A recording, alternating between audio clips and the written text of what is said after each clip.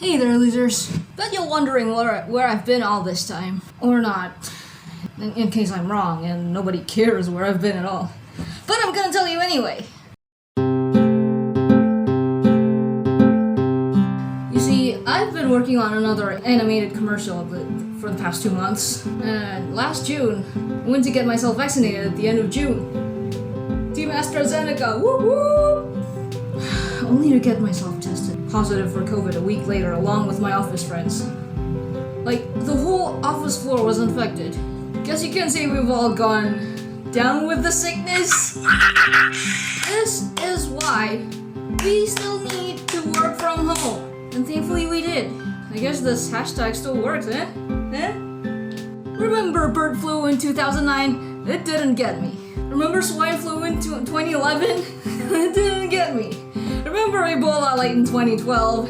It didn't get me either, cause it never came here in the first place. Remember when the Rona first came out in 2013? It didn't get me either, but it persisted and finally got me in 2014. Last July, of course. But hey, thanks to being vaccinated a week earlier, we only suffered light symptoms, and we were totally fine again after like 2 weeks. And this is proof that you need to get yourselves vaccinated ASAP.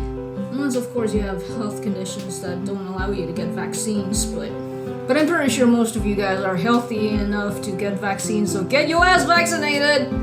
During the first week of isolation and not doing anything but watching videos, I found some awesome channels worth binge watching, and I ended up watching a lot of health and hospital channels. That was most of us who got struck by COVID unexpectedly. But right now, I wanted to talk about something else which started even before we were quarantined for the second time. Okay, since earlier this year, I've been rediscovering some old fandoms of mine, as in stuff I used to enjoy back in the late 90s to the early 2000s, like Letterland, Enid Blyton book series, Akazukin Cha-Cha, Tokyo Mew Mew, Hello Kitty's Fairy Tale Theater. Some are even from as early as kindergarten. Take Wedding Peach, for example. Now I remember watching this back in kindergarten, along with Sailor Moon and all the other early 90s anime. Rewatching Wedding Peach right now, because I didn't watch until the end and sort of missed the plotline. But I guess that's what happens when you're a kid watching your favorite shows just for the fun of it. You don't really pay attention to the plotline, you pay attention to the beautiful magical transformations and stuff. I've just finished watching Akazuki Cha-Cha during self-isolation, out of the blue. I started like 2 months back. But I remember it being one of my favorite shows and main fandoms as a grade schooler. I remember some of the stuff that's been going on, like parts of the plotline, and how annoying the characters are, and the even more annoying chain of one-sided crushes, unrequited love. I was never into those things. But I couldn't really remember the ending. Who am I kidding? It's been 15 years, you tell me. You see, back in 1999, watching the show as an 8-year-old, I remember getting all excited when Cha-Cha and her 2 friends wholly upped and became magical princess, getting new weapons, and how annoying the characters were. Wait, I think I did say that. But rewatching it now as a 23-year-old adult, the pure excitement is gone, and all that's left are vague memories. I went for the missing plot lines and analyzing everything that I've missed, and the jokes that went over my head. Spoiler alert! Turn away if you haven't watched the series yet. Now I kinda understand why Cha-Cha gained 3 new accessories in the 3rd season. It's because the princess medallion and the bracelet and the ring, they were used to seal a hole that's basically a portal to hell or something. And that Cha-Cha and her 2 friends, Ria and Shine, they can't wholly up anymore. It's really sad. No more magical princess. And at this point, onwards, I remember being totally envious of the new accessory she gets more than the weapons she had as magical princess. I mean, who doesn't want a bracelet that throws back laser boomerangs, that brings back the things you really need at the moment? Or a 4-dimensional brooch that stores anything? Or a compact mirror that's basically FaceTime and Zoom and Google Meet? Come to think of it, it was a swell idea back in the 90s. Watching a few more episodes afterwards, I kinda deducted that it was because of episode 58 when they went to the dollmaker's house. The main doll over there, the one with the blue hair and the hat, is basically in charge of powering up the house. She is kind of like a powerhouse. She challenged the trio on a duel and gushed over how cool Cha-Cha's accessories were to the dollmaker. And she was like, this girl's got this bracelet that throws boomerangs and a compact powder that calls her mom and a brooch that stores anything. You know, she is one envious binge. And she basically indirectly showed me how badass these items are to own. And so from there, I remember drawing myself owning those items, at least my versions of those items. Drawings probably got lost when we moved. So anyways, as a favor to my kid self, I drew my 8-year-old self as Magical Princess. Of course, in the anime, when Chacha Holy upped Magical Princess, she was aged up to around 15 or 16 years old. So, what is Magical Princess me gonna look like if I were 15? How about we use 15-year-old me instead, with a more edgy and emo aesthetics? Oh wait, never mind. That's just my OC Choco Reaper with an upgrade. Also, I do remember drawing this round bird character, which was scraped off from an earlier Office animation, and it kind of looked like Peace-K. Maybe it's because it's a round bird. And because Peace-K transforms into the magical sword of the Phoenix, what's this bird gonna look like as the sword? Maybe like this? You know what, let's just give it a bird shield version too. But hey, it's not like I made myself a witch and self-inserted into Akazuki Cha-Cha or anything. Unlike Letterland.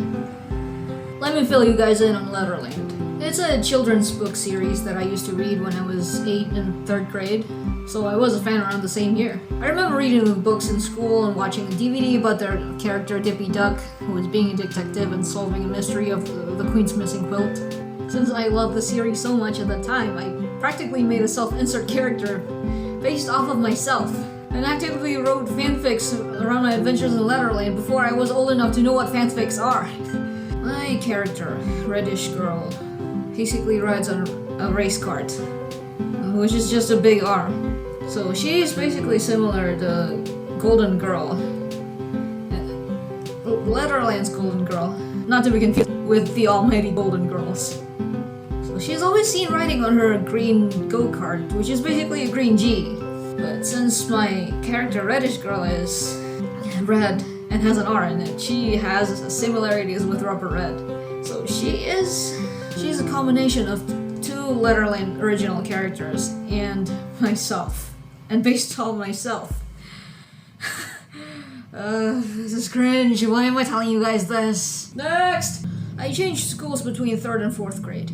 So new school, different libraries, different books. In 3rd grade I used to read Letterland books, but in 4th grade in the new school, I got introduced to books by Enid Blyton. I really enjoyed the short stories compilation, but there are some series that I was into as well, like Mr. Galliano's Circus. I've read all 3 of the books. It's a very underrated series, you know, it promotes humane treatment of circus animals, and the bad guys are usually the ones who are abusive towards the animals. And there's another series with an all-girl school, St. Clair's. The twins at St. Clair's. I've read like I've read all 3 of the Galliano Circus series, but there's like 9 St. Clair's books, and I've only owned 2 of them. I didn't get what the stories were about. Fast forward back in January, earlier this year, or maybe February, I have just found out that someone uploaded the audiobooks of St. Clair's series online, and so I was binge listening to it. I want to know more about the story. I want to like read the story from the start, or in this case, listen to the story from the start. And now I kind of get what it's all about. These audiobooks are a great way to catch up with what's going on with the O'Sullivan twins and their friends. And get this, there's actually an anime based off of the first St. Clair's book, and a bit of the second. So as soon as I was done listening to the audiobooks, I straight up binge watched the anime. And it's as old as I am. How did I just found out about this? The verdict? Kinda dissatisfied. That they made up new characters and storylines that are not canon in the first and second books. But it's understandable, it's the early 90s. The producers probably only got hold of the first and second books. There's been a handful of adaptations based on the St. Clair series, but sadly, not the Mr. Galliano's Circus series. Like I said, it's an underrated series. I guess that's all about the old fandoms and shows I've been recently binge watching and binge listening. Oh hey, remember when I said I was gonna buy the second Black Friday set after I'm done with the first one? Well, I lied. It's not even done yet, and I just bought the second one! Just as expected, it smells way better than the first one.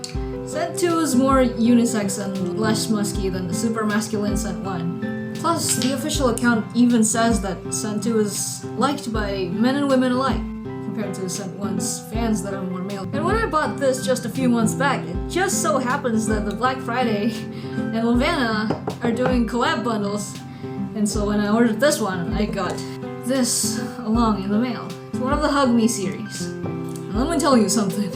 It smells like someone that's fresh out of the shower, so maybe if you have one of these, use it after you take a shower. It'll be perfect to spray on some of these after taking a shower. Man, now I gotta buy the rest of the Hug Me series. Whoa, dude, look at the time. Looks like it's time to bust up today's tip of the day!